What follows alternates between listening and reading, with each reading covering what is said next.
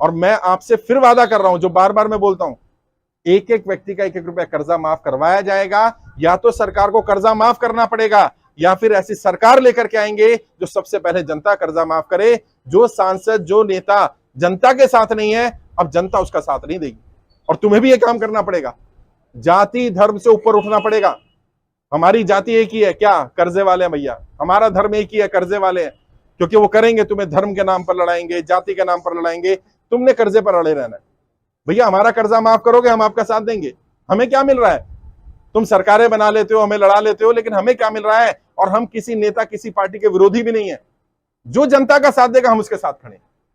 आपके सभी सांसदों से, देश के 543 सांसद हैं, सभी सांसदों को पत्र भेजे गए हैं। सभी सांसदों से उनकी राय मांगी जा रही है कि वो जनता की कर्जा माफी का साथ है या विरोध कर रहे हैं। जो सांसद कहेंगे हम साथ हैं, उन्हें मैं बता रहा हूं अगला क्या करना है हमें, वो संसद में यह मुद्दा उठाएं। मानसून सत्र आने वाला है, मानसून सत्र में संसद में यह मुद्दा उठना चाहिए। अभी तक 540 में से 6 सांसदों के जवाब आए हैं, और हम सबके लिए खुशी की बात यह है 6 के 6 सांसदों ने कहा है जनता का कर्जा माफ होना चाहिए। यह हमारे लिए बड़ी बात है। 6 के 6 सांसदों ने कहा, यानी कि भारतीय की भारतीय की 2-3 बातें और जल्दी से जल्दी बता देता हूं। वो सांसद क्यों कह रहे हैं? अच्छा, उसमें 2 भाजपा के भी सांसद हैं, ऐसा नहीं एक पार्टी के लोग हैं। 2 भाजपा के सांसद हैं, कांग्रेस के सांसद हैं, एनसीपी के सांसद हैं, झारखंड के सांसद हैं, सबने समर्थन किया है। कारण क्या है? क्योंकि उन्हें तुम्हारे बीच में आना पड़ेगा वोट लेने अगले साल, और तुम्हें भी यही काम करना है। वो सांसद जो भी राय देगा उसके पोस्टर लगवाऊंगा तुम्हारे मुरादाबाद में। तुम्हारा सांसद कौन है? एसटी हसन। अगर एसटी हसन साहब ने कहा कि मैं जनता की कर्जा माफी में उनके साथ हूं, तो पोस्टर लगवाएंगे। अगर कहा नहीं हूं तो पोस्टर लगवाएंगे, और फिर जनता तय करेगी कि जनता उनके साथ है कि नहीं है। और अभी हम एक डेलीगेशन भी भेज रहे हैं मुरादाबाद में, सांसद जी के यहाँ 100 लोगों को भेजेंगे। तुम में से जो लोग बात रख सकते हो अपनी सांसद के यहाँ, वो जाना। लेटर में दिल्ली से भेज दूंगा, वो लेटर में जाकर के उनके घर बैठ जाना, रिसीविंग लेकर के आना। क्योंकि जनप्रतिनिधि के नाते उनका अधिकार बनता है वो अपने क्षेत्र की जनता की समस्या के समर्थन में आगे आए। लेटर में यही लिखा है कि सांसद जी, मुरादाबाद में इतने लोग कर्जे के कारण परेशान हैं, क्या आप इनकी आवाज उठाने को सदन में तैयार हो कि नहीं हो? और उठानी चाहिए सदन में बात। मैं अपने लिए लड़ाई नहीं लड़ रहा, मुझ पर कर्जा नहीं है। हरप्रीत जी है हमारी टीम में, राष्ट्रीय उपाध्यक्ष, इन पर कर्जा नहीं है। राजीव जी है राष्ट्रीय अध्यक्ष कर्जा मुक्ति अभियान के, इन पर कर्जा नहीं है। राहुल पार्चा जी हैं राष्ट्रीय उपाध्यक्ष, इन पर कोई कर्जा नहीं है। हमारी टीम के जितने साथी, हम में से किसी पर कोई कर्जा नहीं है। हम आप लोगों की लड़ाई लड़ रहे हैं, क्योंकि अपने लिए तो यार जानवर भी जी लेते हैं। अपने लिए खाना खाना, बच्चे पैदा करना, पढ़ाई लिखाई करना, फिर मर जाना, ये जीवन नहीं है। जीवन वो है जो किसी की मदद कर सके, किसी काम आ सके। और आप लोगों की दुआ से पिछले लगभग 10-11 महीने में 20,000 ज्यादा लोगों को हम आत्महत्या करने से बचा चुके हैं। ये बहुत बड़ी बात है। जहां भी जाता हूं मैं, कुछ लोग मिल जाते हैं, कहते साहब आज जिंदा हूं तो सिर्फ आपकी वो वीडियो देख ली थी, ये समझ में आ गया कि मेरी गलती नहीं। अभी तक तो मैं अपने आप को दोष दे रहा था, और ये जो मिलने का कार्यक्रम करा इसका भी पर्पस है। अभी तक व्यक्ति को क्या लगता है मैं अकेला हूं, पता नहीं कोई है नहीं है, पता नहीं किसी को पता है कि नहीं है, पता नहीं कौन कर्जे में परेशान है, मैं अकेला ही तो नहीं हूं। जब इतने लोग आकर के मिलते हैं और जब आपस में बातचीत करते हैं, आज तुम्हारा व्हाट्सएप ग्रुप भी बना दूंगा, एक आपस में कनेक्ट रहो। और देखो यहाँ 70-80 लोग हो, अगर मानो किसी एक के यहाँ, भाई के यहाँ कोई आया परेशान करने रिकवरी वाला, सब पहुंच जाओ। हिम्मत नहीं होगी दोबारा आ जाए, इकट्ठे रहना पड़ेगा। अपनी लड़ाई नहीं लड़नी, सबकी लड़ाई लड़ो। मैं यही कर सकता था, मैं तुम्हें जोड़ सकता था, जोड़ दिया मैं तुम्हें। जुड़े रहना। कोई जाति की बात करे, धर्म की बात करे, तुम तुरंत बोलना कर्जा माफ कर रहा है क्या? कई लोगों ने मुझसे कहा कि जी आप तो भाजपा के विरोधी हो। मैंने अच्छा एक काम करो, सबसे पहले भारतीय जनता पार्टी के समर्थकों को कर्जा माफ कर दो। इस पर भी नाराज होते हैं, कहते नहीं नहीं ऐसे क्यों। मैंने, तुम तो कह रहे हो मैं विरोधी हूं, मैं विरोधी नहीं हूं। सच्चाई तो पता चले कि जो तुम्हारा वोट ले रहे हैं, जो तुम्हारे नाम पर कुर्सी पर पहुंच जाते हैं, वो तुम्हारे अपने हैं भी कि नहीं है। और जब वित्त मंत्रालय में हम लोग जाते हैं, हमारी टीम जाती है ना, शुरू में तो वो हमें इंपॉर्टेंस नहीं दे रहे थे। कारण पता है क्या था? संख्या कम थी, 10,000 लोग थे ना यार। 10,000 क्या होते हैं यार।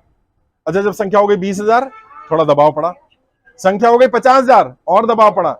आज पता है कितने? 3,60,000 लोग जुड़ गए हैं।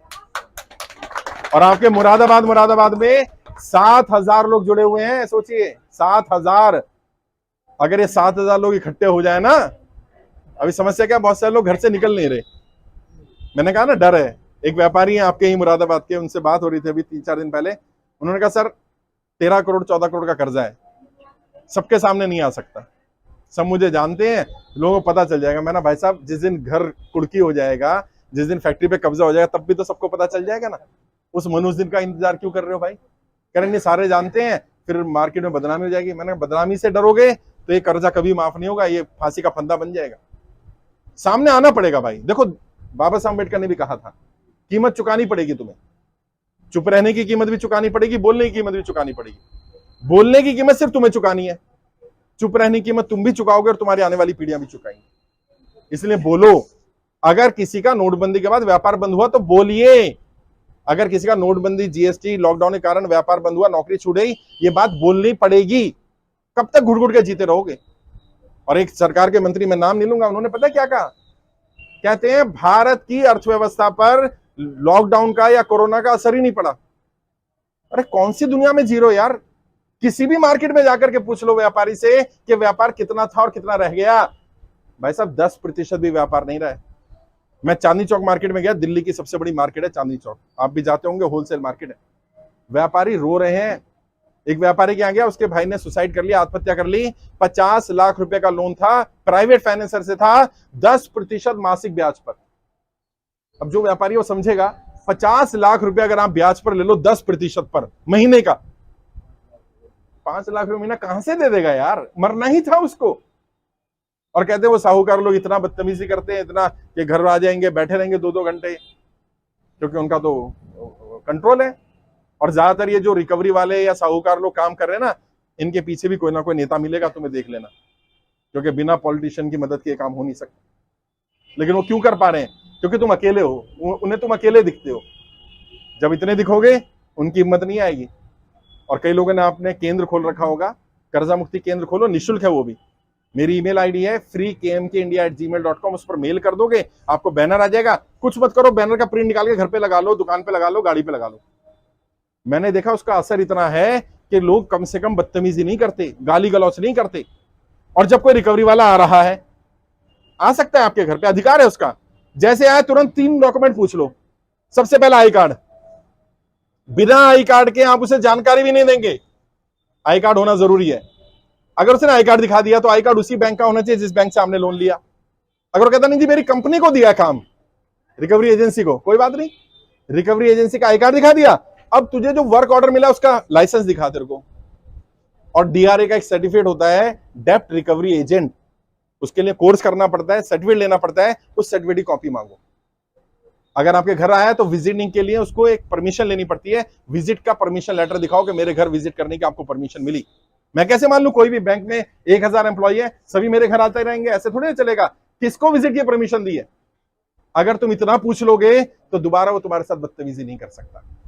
वो ये सब क्यों कर रहा है? क्योंकि उसे पता है तुम्हें अपने अधिकार नहीं पता। उसे मालूम है तुम्हारे साथ कुछ भी कर लेंगे, जबरदस्ती कर लेंगे, तुम चुपचाप बैठ जाओगे, क्योंकि तुम्हें लग रहा है तुमने गुनाह कर दिया कर्जा लेकर। कोई गुनाह नहीं किया, कोई गलती नहीं करी। खुद भी फॉर्म भरो, कम से कम 100 लोगों के फॉर्म भरवाओ। मैं यहां आ गया, मैं तुम्हारे मोहल्ले में नहीं आ सकता, मैं तुम्हारी गली में नहीं आ सकता, तुम जा सकते हो अपनी गली में, अपने मोहल्ले में जाकर के लोगों को बताना शुरू करो। देश में निःशुल्क कर्ज मुक्त भारत अभियान चल रहा है और पूरी तरह निःशुल्क है, किसी से 1 रुपया नहीं लिया गया होगा, लिया भी नहीं जाएगा। मैं आपसे वादा कर रहा हूं, मैं आपसे कर्जा मुक्ति के लिए फॉर्म भरने के नाम पर, ट्रेनिंग रजिस्ट्रेशन नाम पर, ना मैं और ना मेरी टीम 1 रुपया भी कभी नहीं लेगी। और अगर कोई पैसा मांग ले तुरंत उसकी पुलिस में कंप्लेंट कर देना, बोलना सर बोल के गए थे हमारा अभियान फ्री है, हम पैसे नहीं देंगे इसके लिए। क्योंकि कई लोग बदनाम भी करने की कोशिश कर रहे हैं कि 10-10 रुपए ले लो फॉर्म भरवाने के नाम पर। 1000 लोगों के फॉर्म भरवा दिए, 10,000 रुपए हो गए हमारे। भाई मैं अपनी जेब का पैसा लगा दूंगा, जितना मेरे पास है मैं उतना खर्च कर दूंगा। मैं लोगों की सेवा करने के लिए काम कर रहा हूं, बाकी आपकी लड़ाई के लिए हर जगह जा रहे हैं। अभी आपने देखा होगा जंतर मंतर पर हमने कार्यक्रम करा, हजारों की संख्या में लोग थे साहब, हजारों की संख्या में। और उस कार्यक्रम के बाद सरकार पर थोड़ा सा दबाव पड़ा है। 30 जून तक का समय हमने सरकार को दे दिया है। वहां पर जितने लोग आए थे सबसे राय ली गई, सबने कहा कि सर समय दे दो 30 तारीख तक का, इस महीने की, यानी जून चल रहा है, 30 तारीख तक का समय है सरकार के पास। तो मुझे उम्मीद है कि 30 तारीख से पहले पहले सरकार कोई बड़ा निर्णय शायद ले सकती है। तो अपनी अगर मानो सरकार ने निर्णय ले लिया तो सरकार क्या करेगी? सरकार हमें बात नहीं करेगी, मैं सरकार को भी जानता हूं, सरकार डायरेक्ट तुमसे बात करेगी। तुम्हारी जानकारी भेज रखी है, कोई बात नहीं। अगर कोई सरकार का व्यक्ति आ जाए, कोई फोन आ जाए, कोई मेल आ जाए, कोई कॉल आ जाए, आराम से बात करना, जो तुम्हारी स्थिति है बता देना, सच बोलना। अगर तुम झूठ बोलोगे वो इंक्वायरी कर लेंगे, पकड़े जाओगे। जो है सच बता दो। और बेहतर क्या रहेगा, आपके साथ क्या क्या गुजरी उसको एक पेज पर, एक पन्ने पर, हिंदी में, इंग्लिश में, जिस भाषा में जानते हो उसमें लिख करके रखो। क्योंकि सरकार जब बुलाएगी या सरकार के अधिकारी आएंगे, 1 मिनट से ज्यादा समय नहीं लगेगा। वो आपसे तुरंत बोलेंगे जल्दी बताओ, आप बता नहीं पाओगे, आप तुरंत पर्चा दे दोगे, भाई साहब ये है। और क्या लिखना उसमें, आपके साथ क्या बीती, पहला एक पैराग्राफ, 2 पेज 3 पेज में, कि नोटबंदी के कारण ये हुआ, ये दिक्कत आई, इसलिए मेरा व्यापार बंद हो गया, नौकरी छूट गई, जो भी हुआ, जीएसटी, लॉकडाउन, जो भी हुआ। दूसरा, अब आपकी स्थिति क्या है, किस पर पे कर पा रहे हो कि नहीं पे कर पा रहे हो, भर पा रहे हो लेकिन दिक्कत आ रही है, नहीं भर पा रहे हो, घर में कमाने का कोई और साधन है कि नहीं है, उसके बारे में लिखो। और तीसरे कॉलम में लिखो, तीसरे पैराग्राफ में, सरकार से क्या मदद चाहिए, ये जरूर लिखना, क्योंकि उन्हें पता नहीं चलेगा तुम चाहते क्या हो। क्या मदद मांग सकते हो, या तो बोलो भाई मेरा लोन माफ कर दे, पहला लाइन तो यही लिखनी है सबने कि मेरा लोन, जैसे अमीरों का लोन माफ किया जाता है, मेरा भी माफ कर दो। गौतम अदानी जी का 12,770 करोड़ रुपए का लोन अंडरराइट किया गया है, ऐसे मेरा लोन भी अंडरराइट कर दो। अगर नहीं माफ कर सकते तो दूसरा क्या कर सकते हो, कम से कम 2 साल का समय, सभी लोग 2 साल ही लिखना, तो पता चला एक ने लिख दिया 6 में रह दे दो, एक ने लिख दिया 1 साल दे दो, 2 साल लिखना, चाहे वो समय आपको 1 साल ही दे। सबने ये बोला या तो 2 साल का समय दे दो या फिर मेरा लोन माफ कर दो। और अगर वो भी ना कर पाओ तो कम से कम जो इंटरेस्ट, पेनल्टी, सरचार्ज लगा वो तो हटा दो और मेरे लोन को रीस्ट्रक्चर कर दो, उतना ईएमआई बना दो जितना ईएमआई मैं आराम से पे कर पाऊं। इतना काम सरकार जरूर कर सकती है। मुझे ये विश्वास है कि सरकार जिस भाषा को समझती है वो भाषा उन्होंने सुन ली। सरकार को एक ही भाषा समझ में आती है, भीड़, लोग। जंतर मंतर पर उन्हें लोग दिख गए। यहां जितने भी लोग आते हैं, यहाँ एलआईओ भी होगा, लोकल इंटेलिजेंस ऑफिसर आते हैं, पुलिस वाले आते हैं, वो इन्फॉर्मेशन लेकर जाते हैं, सारी जानकारी सरकार तक पहुंच रही है, मैं कहां कहां जा रहा हूं, किस किस से मिल रहा हूं, क्योंकि मैं कुछ गलत नहीं कर रहा। आपने भी कोई गलत नहीं करना। कई लोग कहते हैं हम ईएमआई भरना बंद कर दें, ऐसा मत करना, क्योंकि अगर आपने ईएमआई भरना बंद किया और आपकी स्थिति थी देने की, ये सरकार को आज नहीं तो कल पता चल जाएगा, फिर ये माना जाएगा विलफुल डिफॉल्टर हो। विलफुल डिफॉल्टर मतलब अपनी स्वेच्छा से पैसा होने के बाद भी पैसा नहीं दे रहे हो। अगर ईएमआई भर सकते हो भरते रहो, फॉर्म भर दो कर्जा माफी का। ईएमआई पूरी नहीं भर सकते, पार्ट पेमेंट में भर दो। कल भी जब मैं लाइव आया तो एक व्यक्ति ने कहा सर मैं 30,000 नहीं भर सकता, 20,000 भर सकता हूं, तो क्या मैं 20,000 डाल दूं? हाँ डाल दो। किस में डालना? लोन अकाउंट में डालना। 2 अकाउंट होते हैं हमारे, एक हमारा जो बैंक का अकाउंट है जिससे ईएमआई कटती है, एक हमारा लोन अकाउंट नंबर होता है। बैंक से जाके लोन अकाउंट नंबर ले लो, लोन अकाउंट नंबर में पैसे डालो। अभी क्या होगा, लोन अकाउंट में आपने अगर पैसा डाल दिया, वो अकाउंट एनपीए जनरली डिक्लेयर नहीं किया जाता। एनपीए का मतलब होता है नॉन परफॉर्मिंग एसेट, जिससे कोई कमाई नहीं हो रही। इसमें चाहे कम हो रही है लेकिन कमाई तो हो रही है ना, तो बैंक एनपीए नहीं करेगा। और बैंक जानबूझकर एनपीए भी नहीं करना चाहता। कारण क्या है, अगर बैंक अपने ज्यादा अकाउंट एनपीए कर देगा तो शेयर मार्केट में बैंक की वैल्यू गिर जाएगी, शेयर की वैल्यू गिर जाएगी, तो बैंक भी जल्दी से एनपीए नहीं करना चाहता। इसका फायदा उठा सकते हो। तो क्या करो, लोन अकाउंट नंबर में थोड़ा थोड़ा अमाउंट डालते रहो। अच्छा जब ज्यादा आ जाए ज्यादा डाल दो। मान लो ईएमआई 30,000 की है, किसी महीने 50,000 आ गया, 50,000 ही डाल दो। और 20,000 रुपए तुम्हारा इकट्ठा हो गया, अगले महीने अगर तुम 10,000 भी डालोगे तो तुम्हारा काम चल जाएगा। सिस्टमेटिक काम करो, घबराना नहीं है, डरना नहीं है। बार बार मैं कह रहा हूं थोड़ा समय जरूर लगेगा, लेकिन अब सरकार को इस पर संज्ञान लेना पड़ेगा, क्योंकि अब संख्या बल ज्यादा हो रहा है। शुरू में लोगों को लग रहा था कम लोग हैं। एक अधिकारी ने पता मुझे क्या कहा, कहते इतनी प्रॉब्लम नहीं जितनी आप बता रहे हो। मैंने एक काम करो, आप मेरे साथ चल लो, किसी भी राज्य में चल लो, जो राज्य आपको पसंद हो, लोगों से मिल लो। और मैं कहता हूं चलो मेरे सामने नहीं मिलना, क्योंकि आपको लग सकता है मेरे लोग हैं। आप किसी मार्केट में गुजर जाओ, किसी भी मार्केट में 100 व्यापारियों को इकट्ठा करके उनसे पूछ लो पहले व्यापार कितना था और अभी कितना व्यापार है, वो बता देंगे अपने आप। हाँ, जीएसटी का कलेक्शन बढ़ गया। क्यों बढ़ गया? कारण ये है, जब आप 100 चीजों पे जीएसटी लगाते हो तो कलेक्शन कम होगा। 500 पे लगाओगे तो, अभी तो तुमने खाने पर भी जीएसटी लगा रखा है, दाल चावल चीनी पर भी लगा रखा है। पहले जीएसटी नहीं था, सर्विस टैक्स था। जब मनमोहन सिंह जी सर्विस टैक्स लाए थे, सिर्फ 3 सर्विस पर टैक्स था और बोला था हम इसको बढ़ाएंगे नहीं। और आज 10-15 सर्विस छोड़ दो तो सब पे जीएसटी लगा दिया। तो समस्या यह है कि सरकार सिर्फ आंकड़ों से खेल रही है। और मैं कह रहा हूं भैया तुम्हारा जीएसटी ज्यादा है, कलेक्शन ज्यादा है, मुझे मतलब नहीं है। मेरा जो व्यापारी, मेरा जो आम इंसान जिसने कर्जा लिया, मेरा जो किसान भाई, मेरा जो नौकरी करने वाला व्यक्ति अगर कर्जे के कारण परेशान है और वो सच बोल रहा है, उसे राहत दे दो बस। और अगर राहत दे देंगे तो मैं तुम्हें कहूंगा कि तुम उस नेता का, उस पार्टी का साथ भी देना। कोई भी पार्टी हो, कोई भी नेता हो, जिसने हमारी मदद करी हम उसका साथ देंगे, सीधी सी बात। लेकिन जो हमारा साथ नहीं देगा हम उसका साथ नहीं देंगे। भले साथ दे देना, लेकिन कम से कम मैसेज तो यही दो कि बेटा मैं साथ नहीं दूंगा। डराओ तो सही थोड़ा सा, क्या पता डर के मारे मान जाए।